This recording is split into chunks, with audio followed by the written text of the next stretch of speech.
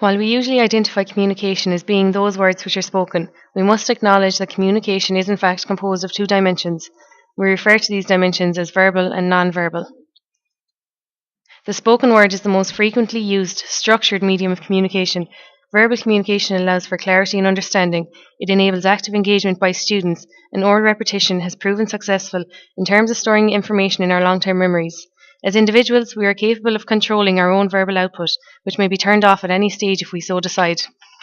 Non-verbal communication, on the other hand, cannot be controlled. Even silence speaks. Non-verbal communication has no limitations. Quite often, it can prove more powerful than verbal communication. Non-verbal communication is also likely to be more genuine than verbal communication, as our emotions and body language can often expose much more than we would like to admit to out loud. Here we have Mr. McRynell. Today he's going to take a geography class of 5th years. Look out for the types of communication he uses. Hello lads. Today we'll be taking geography at the start of your 2-year cycle for Leaving Cert. Today we'll be starting with the weather and precipitation. Precipitation is to do with rainfall, and we'll deal with the circulation of air. Oops, I think Mr. McRynell forgot his non-verbal communication today. Oh yeah. So lads, today what we've got on our Leaving Cert course, we're going to start in geography, and we'll be talking today about precipitation. So precipitation is all about rainfall. So we've got mountains, rivers go down to the sea, we've got the hot air currents are bringing up, evaporating the seawater, coming into clouds, going back down onto the mountains, into rain, and the whole cycle begins again. Very interesting, isn't it? So, Mr. McRynell, as you can see, your first attempt to talk to these students, you just used verbal communication. I don't think they received your message very well. But well done, just there now, you're after incorporating a great mix of gestures and facial expressions in non-verbal communication, and your message seems to have been received a lot nicer from the students. Well done, Mr. McRynell. Thank you very much.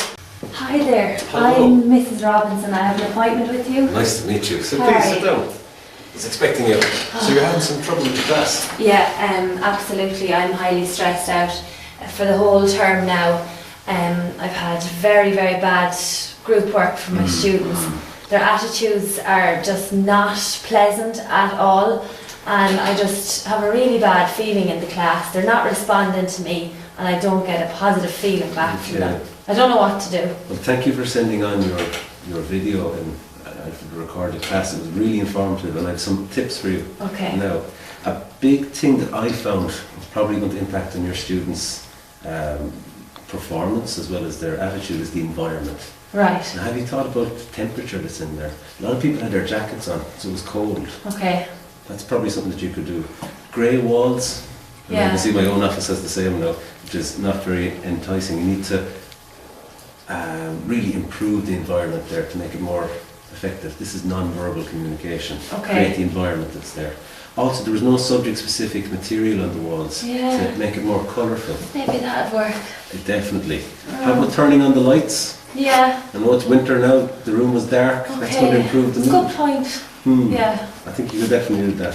Also, I thought there was something involved there. I think one of your students was asking about their weekend, or your weekend. Yeah.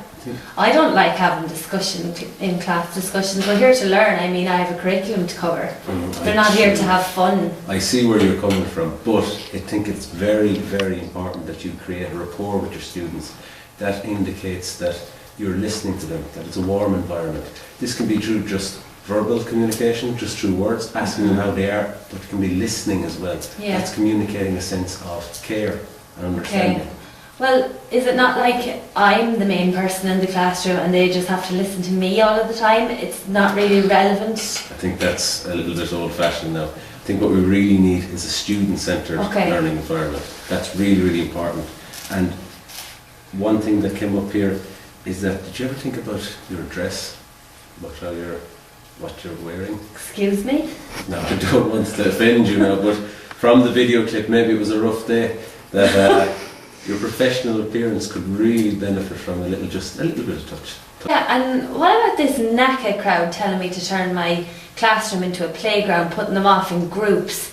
Well, it's not really working out for me. They're just not getting on well in the groups. There's conflict, there's Bad. So the first thing they're knackered, you mean the National Council for Curriculum Assessment? Yeah, them lads. Yes, so the NCCA. Yeah. Yes, well I think that they're definitely on the right track, and the fact that you're bringing in some of the recommendations regarding jigsaw, and I think reciprocal reading you used as I did, also. yeah.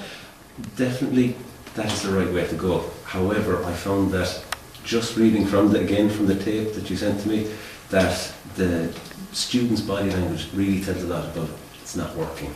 In group work, when was the last time you changed up the groups? Well, I put them in them groups at the start of the term and they're staying in them. I don't have the time. I have curriculum to cover. I don't have the time to be changing around groups.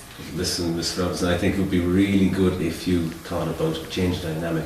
There was one group of lads and there was only one girl inside in the group, and I thought there was, just judging from their body language, they were very tense, very standoffish. Right. I'm sure you've noticed himself that the girl was faced out like this while the boys were in a circle. Okay. That's telling you that the girl isn't engaged. And what'll tell me if they are engaged? If they're leaning forward into each other, if they're engaged, if there's eye contact between each other, Okay. if they're using hand gestures, you know then that they're interested and engaged. Right. This is really going to help for your group work. Great, I'll try that on Monday. The principle of immediacy states that we have an increased tendency to approach persons who exude charisma and likability. Dress and appearance play a significant role in how we portray ourselves as professionals. It is a very important aspect of non-verbal communication. Okay. Oh, Miss Robbins! Oh! How are you? How are you going? Good, you're looking very well.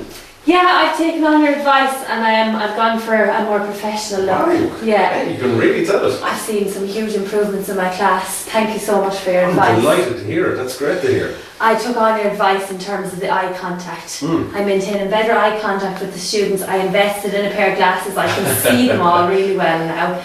And now when we're correcting anything, they're looking up at me. So they're signalling to me that their channel for communication is open. Marvellous. And I see you're using open hand gestures. Open hand gestures, they're magic. I used to point at them and they'd nearly fall in under their chairs. With these open hand gestures, they just seem to trust me so much more.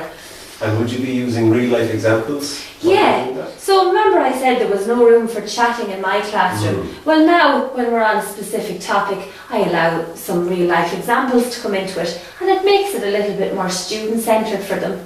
Lovely. It's nicer. That's great to hear. And I've noticed like the students are even coming up to me outside of class, and I think they find me a lot more approachable or something. Wow. Was that immediacy principle you were talking about? Yes. That people are drawn to you if you are a nice person, if they think highly of you. That's it, exactly. It's magic. I can't believe the change in these students. Well, no one hates a listener. That's it. Yes.